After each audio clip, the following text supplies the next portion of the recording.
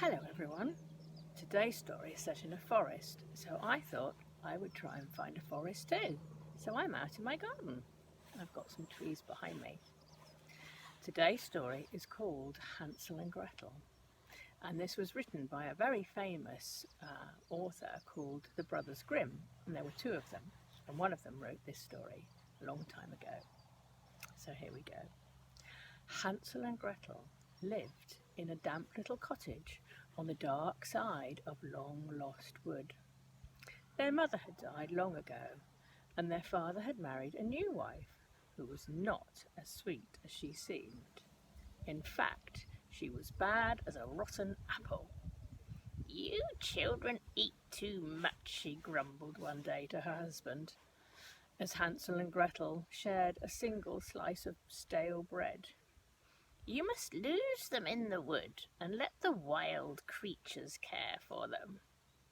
And if you don't, we will all die of hunger," snapped the nasty stepmother. "Take them away tonight."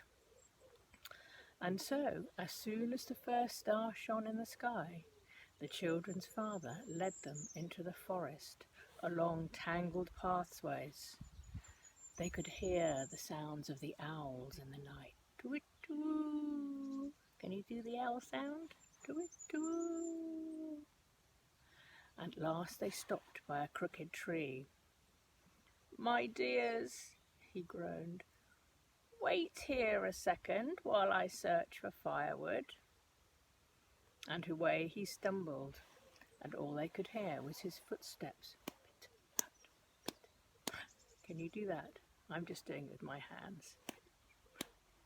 Retreating and getting quieter as he disappeared. But he didn't come back. He went back to his house and his cruel wife. "We have walked so far," said Gretel. "Our father must be lost, and so are we. So I'm wondering why he said he was fetching firewood. Maybe he was too cowardly to tell them the truth." "Cheer up, little sister," said Hansel with a smile. "I heard our stepmother's horrid plan, so I have marked every twist of the path with a pure white pebble, just like this one." And there in the starlight, Gretel saw a line of stones glittering in the moonlight. And so the children followed the white trail, and by sunrise they were safely home. But their stepmother's smile was cold as winter rain. "Husband," she hissed, "see how your two pests torment me." A pest is like an annoying, when you're being a bit annoying, or I have pests in my garden. They're pests, they're caterpillars that eat my cabbages. "See how your two pests torment me. Tonight you must lose them forever." She gave each child a morsel of stale bread like this one. And the children and their father led them again through the long lost wood. They followed him sadly. After many miles, he mopped his eyes and said, "Wait here, my dears, while I search for firewood." And they heard his footsteps fading away into the distance, and they shivered and shook, and they knew he wasn't coming back. But after he'd left, what do you think? Hansel popped up and said, "Cheer up, little sister. This time I have scattered some breadcrumbs that we had all along the trail, so we will be able to find our way back again." But this time, alas, there was no trail to be seen. Hungry birds had stolen every crumb. And so the children slept on a bed of brown leaves, and in their dreams they saw a white dove circling above them, cooing, "Cuckoo, cuckoo, follow me, follow me." woke in the misty morning, there was the white dove, fluttering around them. "Let's follow her," said Hansel. "Things can't get any worse." Almost at once the children stumbled across a wonderful, strange cottage in the woods. It was made from gingerbread and sweeties.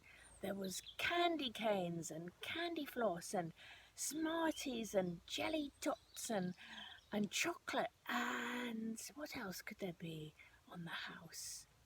All kinds of sweeties.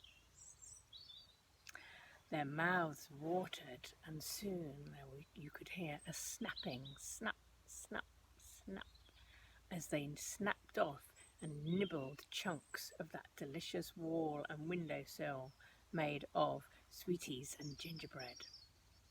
Suddenly, a sugar-sweet voice said, "Come in, my dears, and warm yourselves." That kind of voice. Have you heard that before? What does it make you think? Are you suspicious? It says, did you think it sounds a bit like a witchy voice? And they're usually bad in fairy stories, aren't they? We'll see if you're right. "Come in, my dears, and warm yourselves." It was an old lady standing by the door. The children weren't frightened, so in they skipped. But then, bang, she shut the door and locked it. They were trapped, and you're right, it was a witch's house. And now her voice became as hard as a rock. "Got you," she cackled. Click, locking Hansel into an iron cage. "Boy, you will grow plump and juicy. Girl, you will be my slave." Poor Hansel, stuck in a cage, and the witch fattened him up until he was round. And